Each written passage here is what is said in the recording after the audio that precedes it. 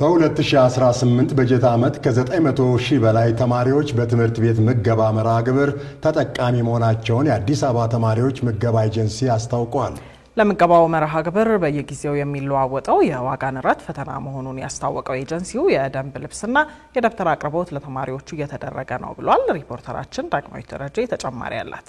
በአዲስ አበባ በ2012 ዓ.ም የተጀመረው የተማሪዎች ምገባ መርሃ ግብር አቅማቸው ደካማ ወላጆች ያሏቸው ተማሪዎችን ለማገዝ ታሳቢ ተደርጎ የተጀመረ ሲሆን አገልግሎቱ ሲጀመርም የተጠቃሚ ተማሪዎች ቁጥር 375 ሺህ አካባቢ እንደነበር የከተማዋ የተማሪዎች ምገባ ኤጀንሲ መረጃዎች ይጠቁማሉ። ኤጀንሲው በአዲስ አበባና ሸገር ከተማ በሚገኙና በመንግስት ስር በሚተዳደሩ ትምህርት ቤቶች ለሚማሩ እስከ 12ኛ ክፍል ላሉ ተማሪዎች የደንብ ልብስና ደብተር የሚያቀርብ ሲሆን ከ1 እስከ 8ኛ ክፍል ድረስ ላሉ ተማሪዎች ደግሞ የምገባ አገልግሎት ይሰጣል። በዚህ መልኩ በ2018 የትምህርት ዘመን በአዲስ አበባና ሸገር ከተሞች ተማሪዎች በቀን 2 እንዲመገቡ ሲደረግ የደንብ ልብስና ደብተርም እንዲሁ ለተማሪዎቹ መሰጠቱን የአዲስ አበባ የተማሪዎች ምገባ ኤጀንሲ ዋና ዳይሬክተር ጸዳለች ሚካኤል ገልጸዋል። በዘንድሮ በጀት ዓመት ለተማሪዎች ምገባ መርሃ ግብር ከ6 ቢሊዮን ብር በላይ እንዲሁም ለደንብ ልብስና ለደብተር ወደ 2 ቢሊዮን ብር ገደማ የሚጠጋ ገንዘብ ተበጅቶ እየተሰራ መሆኑን ያነሱት ዳይሬክተሯ በአሁኑ ወቅት ከ970 ሺህ በላይ ተማሪዎች በምገባ መርሃ ግብሩ ተጠቃሚ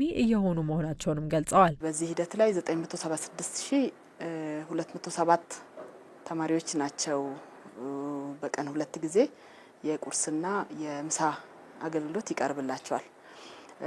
የዩኒፎርምንና የደብተርን በተመለከተ በዚህ ዓመት 11.5 ሚሊዮን ደብተር ገዝተን ለሁሉም ተማሪ ተደራሽ እንዲሆን ያደረግንበት ሁኔታ ነው ያለው። በተጨማሪም የደንብ ልብስና ደብተር ከኬጂ እስከ 12ኛ ክፍል ላሉ ከ1 ሚሊዮን በላይ ለሚሆኑ ተማሪዎች ተደራሽ አድርገናል ነው ያሉት። ከዩኒፎርም ጋር ተያይዞ ደግሞ አጠቃላይ ከኬጂ ጀምሮ ወይም ከቅድመ መደበኛ ጀምሮ እስከ ሃይ ስኩል ድረስ ባሉ ትምህርት ቤቶች ለሚማሩ ተማሪዎች በቁጥር ወደ 1.2 ሚሊዮን ዩኒፎርም ለሁሉም ተማሪዎች እንዲደርስ አድርገናል። የተሟላ ማለት ነው። ያው ዩኒፎርም ሲባል ሱሪም፣ ለሴቶች ደግሞ ጉርድ ቀሚስ አለ፣ ሹራብ፣ ቲሸርት፣ እነዚህን የተሟላ የያዘውን ዩኒፎርም እንዲቀርብ ያመቻቸንበት ሁኔታ ነው ያለው። የደንብ ልብስና የምገባ መርሃ ግብሩ ከተጀመረ ጀምሮ ለበርካታ ወላጆች እረፍት መስጠቱን ያነሱት ዳይሬክተሯ እየራበው ወደ ትምህርት ገበታው የሚሄድ ተማሪ እንዳይኖር ለማድረግም ትልቅ እገዛ እያደረገ ነው ብለዋል። በተለያየ ማህበራዊ ችግር ምክንያት ወደ ትምህርት ለመሄድ እየፈለጉ ከትምህርት ገበታ የሚቀሩ በርካታ ተማሪዎች ይኖራሉ። ይህም ብቻም አይደለም። ወደ ትምህርት ቤት ቢያስገቡ እንኳን ወላጆች ዩኒፎርም ለማሰፋት የተሟላ ደብተር ለማቅረብ ለልጆች የሚሆነውን ምገባንም በአግባቡ ቋጥሮ ለመላክ የሚቸገሩ በጣም በርካታ ወላጆች አሉ።